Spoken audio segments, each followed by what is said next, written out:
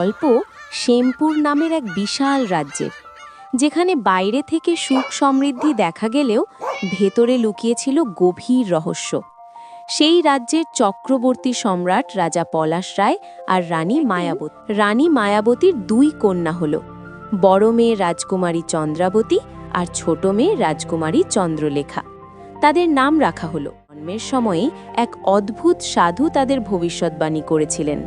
হে শ্যামপুরের চক্রবর্তী সম্রাট রাজা পলাশ রায়, হে মহারানী মায়াবতী, আজ তোমাদের ঘরে যে দুই কন্যার জন্ম হয়েছে, তাদের জন্ম কোনো সাধারণ ঘটনা নয়। এই দুই কন্যার সঙ্গে জড়িয়ে আছে রক্ত, আগুন আর ধ্বংসের ছায়া। রাজা ব্যাকুল হয়ে জিজ্ঞেস করলেন, স্পষ্ট করে বলুন, আমার কন্যারা তো নিষ্পাপ শিশু, তাদের ভাগ্যে এমন ভয়ঙ্কর কথা কেন? সাধু গভীর নিঃশ্বাস ফেলে আবার বলল, শুনুন মহারাজ, ভাগ্যের লেখা কেউ মুছতে পারে না, কেবল কিছু সময়ের জন্য এড়িয়ে যেতে পারে।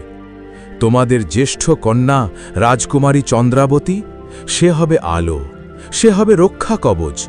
তার বুদ্ধি, তার ত্যাগ একদিন এই রাজ্যকে ভয়ঙ্কর বিপদ থেকে রক্ষা করবে। যখন শ্যামপুর ধ্বংসের দ্বার প্রান্তে দাঁড়াবে, ঠিক তখনই এই কন্যাই হবে রাজ্যের শেষ আশ্রয়। কিন্তু তোমাদের কনিষ্ঠ কন্যা চন্দ্ররেখা, তার ভাগ্য ভিন্ন। তার জীবনে রয়েছে অন্ধকার, তার ভালোবাসা আগুন ডেকে আনবে। তার বিয়ে, তার সিদ্ধান্ত, তার কষ্ট সব কিছু মিলেই একদিন এই রাজ্যকে ধ্বংসের পথে নিয়ে যাবে।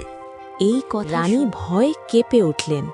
তিনি কান্না জড়ানো কণ্ঠে বললেন, মহাত্মা, আমারই গর্ভে জন্ম নেওয়া সন্তান, আমি কিভাবে বিশ্বাস করব আমার মেয়ে রাজ্য ধ্বংস করবে? আমি বিচারক নই, আমি কেবল ভাগ্যের বার্তাবাহক। চন্দ্ররেখা দোষী নয়, কিন্তু তার ভাগ্য।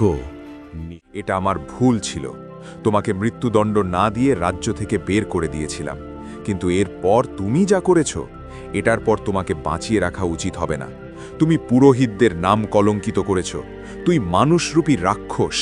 তুমি নিজের প্রতিশোধ পূরণ করার জন্য এত নোংরা খেলা খেললে। তুমি ফুলের মতন একটি মেয়ের জীবন নষ্ট করে দিয়েছ, আর তাই তোমাকে আমি মৃত্যুদণ্ড দিলাম। তোমার মৃত্যুদণ্ড এমন হবে যেটা দেখে মানুষ আর কখনো এরকম অপরাধ করার কথা ভাববে না। নিয়ে যাও এই রাক্ষসকে আমার চোখের সামনে থেকে।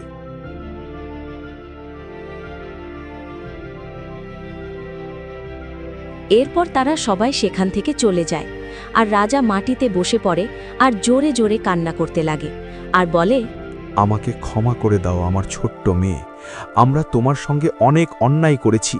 আমি কি করব? এটা তো এই শয়তানের ষড়যন্ত্র ছিল। শয়তানের ষড়যন্ত্রের কারণে আমার ফুলের মতন মেয়ের বলি হয়ে গেল।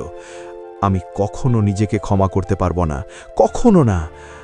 আমাকে ক্ষমা করে দাও আমার মেয়ে। মহারাজ, এখন আমরা কি করব? এতদিন আমরা নিজের মেয়েকে নিজের হাত দিয়ে কত দুঃখ দিয়েছি। আমার মেয়ে, তুমি কোথায়? ও বাইরের দুনিয়া দেখতে চাইছিল, আর ওই শয়তানের মতন রাজপুরোহিতের জালে ফেসে আমরা নিজেরাই মেয়েকে মৃত্যুর মুখে ঠেলে দিলাম। আমি কখনোই নিজেকে ক্ষমা করতে পারবো না, কখনোই না। এটা বলে তারা সবাই কান্না করতে লাগে। আর যখন রাজকুমারী চন্দ্ররেখার সত্য সবার সামনে আসে, তখন সবাই অনেক দুঃখী হয়ে যায়, আর রাজ্যের সবার চোখ থেকে জল